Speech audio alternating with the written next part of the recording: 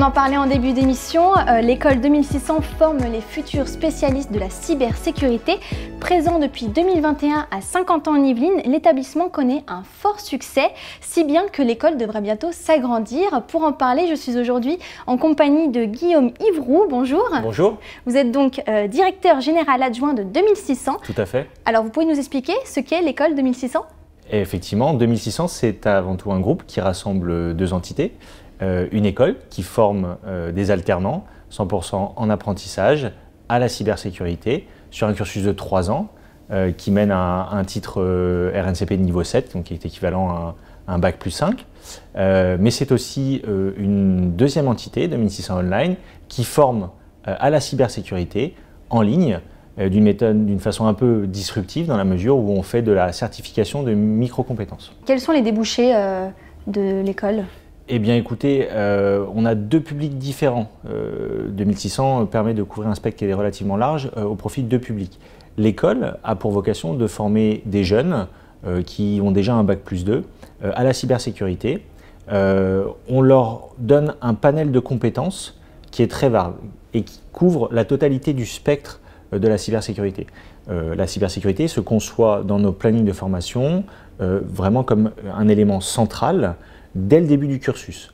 Et donc, on va les former aussi bien sur des thématiques de ce qu'on appelle Blue Team, donc plutôt ce qui est défensif, que Red Team, ce qui est offensif, ou gouvernance, ce qui est plutôt lié aux problématiques de conformité et de respect des réglementations.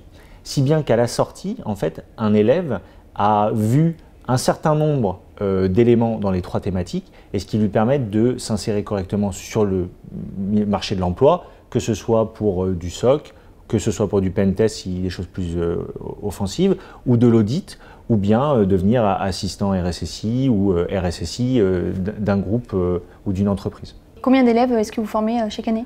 À l'heure actuelle, nous avons environ 300 élèves au sein de notre école. On aura à l'été 2024 notre première promotion qui sera diplômée et qui arrivera sur le marché de l'emploi. Oui, donc pour le moment, c'est un fort succès, si bien que d'ailleurs, d'après ce que j'ai compris, vous devez vous agrandir dans les prochaines années.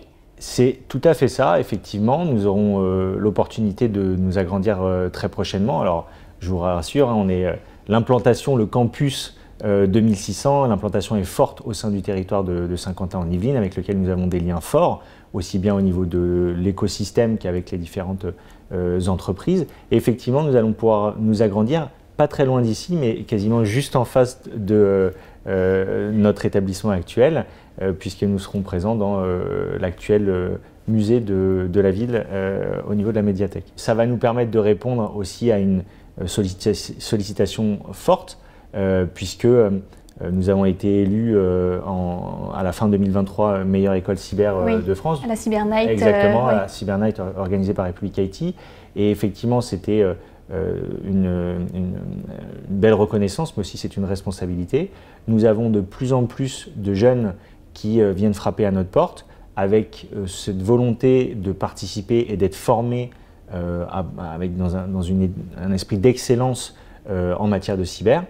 Donc pour répondre à cet appel-là, à ce besoin, bien effectivement, nous avons eu l'opportunité de nous agrandir. Notre objectif est d'à peu près avoir un total de 400 à 450 étudiants à la rentrée de septembre 2024, tout en gardant bien évidemment le niveau d'excellence et d'expertise qui fait notre force, qui nous a permis d'être reconnus et qui a été justement reconnu lors de cette Cyber Night où on a obtenu le prix de la meilleure école cyber. Et qu'est-ce que ça va changer pour l'école 2600, cet agrandissement ?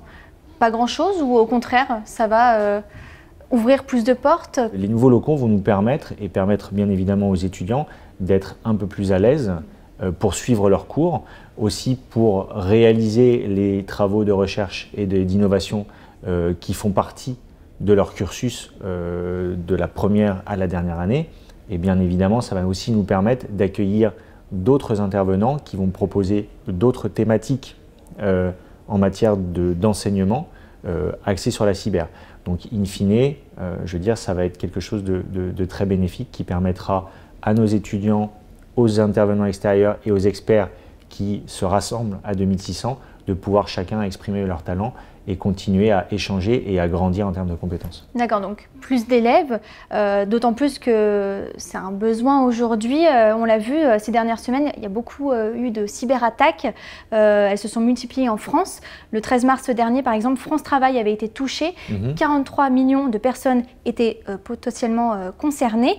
Ça prouve que c'est un secteur dans lequel il faut former des jeunes talents. Est-ce que ça attire? Est-ce qu'aujourd'hui, il y a une pénurie de talents? Effectivement, à l'heure actuelle, vous l'avez bien résumé, la cybersécurité n'est plus une option. C'est quelque chose qui doit avoir une place centrale dans l'organisation d'une entreprise ou d'une collectivité territoriale. Personne n'est épargné, ni le secteur public, ni le secteur privé. Nous, notre rôle par rapport à ça, c'est justement de former. Former presque ab initio les jeunes dont je vous ai parlé sur notre campus, parce que bien évidemment, il manque à l'heure actuelle 37 000 à 40 000 professionnels en cybersécurité en France.